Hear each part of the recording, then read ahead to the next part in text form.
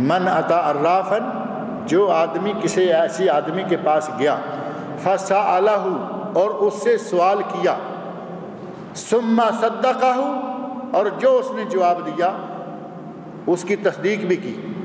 ہمارے یہاں جا کے پوچھتے ہیں جی میرا کیس چل رہا ہے کورٹ میں، فیصلہ کیا ہوگا؟ اب اگر اس نے کہہ دیا کہ فیصلہ تمہارے حق میں ہو جائے گا، یہ یہاں سے خوش ہو کے چل دے کہ لو جی ہمیں اس نے تصدیق کر دی۔ اس نے کہا کہ فیصلہ تمہارے خلاف ہوگا، یہاں سے یہ منہ لٹکا کے چل دیا، اس نے تصدیق کر دی۔ فرمایا فصدقہ، اگر اس نے تصدیق کر دی، فقد کفر بما انزل علی محمد، تو اس نے نبی صلی اللہ علیہ وسلم پر، محمد صلی اللہ علیہ وسلم پر نازل ہونے والی کتاب قرآن کریم، شریعت محمدیہ سے کفر کیا۔ اور ایک روایت میں ہے کہ اگر اس نے تصدیق نہیں کی، اس کی بات کو مانا نہیں، لیکن اس سے جا کے پوچھا ضرور، اس آدمی کی 40 دن کی نمازیں قبول نہیں ہوتی۔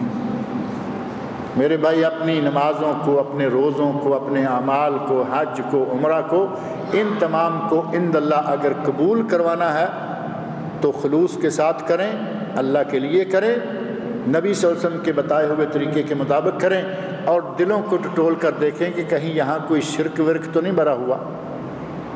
اگر دل میں شرک ہے، اگر اعمال صالحہ کے ساتھ ساتھ شرک بھی شامل ہو جائے گا تو پھر عمل برباد ہو جائیں گے، اور شرک تو وہ گناہ ہے۔ قرآن کریم میں اللہ نے فرمایا ہے ان اللہ لا یغفر ان یشرک بہ ویغفر ما دون ذلک لمن یشاء، اللہ شرک کو ہرگز نہیں بخشے گا، شرک کے سوا جس گناہ کو چاہے وہ بخش دے۔ حضرت لقمان رضی اللہ عنہ کی نصیحتیں اور وصیتیں قرآن کریم میں معروف ہیں۔ اپنے بیٹے سے مخاطب ہو کر فرمایا یا بنیا لا تشرک باللہ، اے میرے بیٹے شرک نہ کرنا، ان الشرک لظلم عظیم، شرک بہت بڑا ظلم۔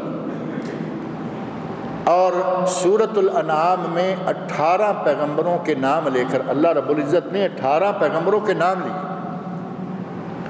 نام لے لے کر بالآخر فرمایا وَلَوْ أَشْرَكُوا،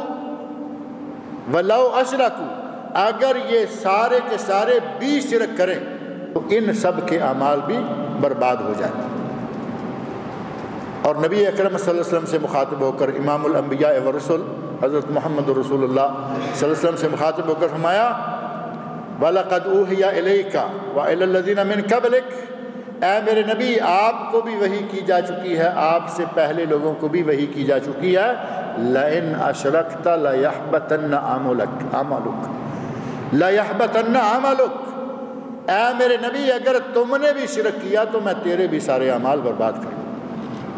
شرک سے بچیں، بدعات سے بچیں، خلوص کے ساتھ اللہ کی عبادت کریں۔ اللہ رب العزت مجھے اور آپ سب کو پورے خلوص کے ساتھ نیک اعمال کرنے کی توفیق عطا فرمائے۔ اللہ رب العزت میرا اور آپ کا یہاں بیٹھنا قبول فرمائے۔ اللہ رب العزت ہمیں نیک عمل کی توفیق سے نوازے۔ اقول قولی ھذا واستغفر اللہ لی ولکم واستغفروہ۔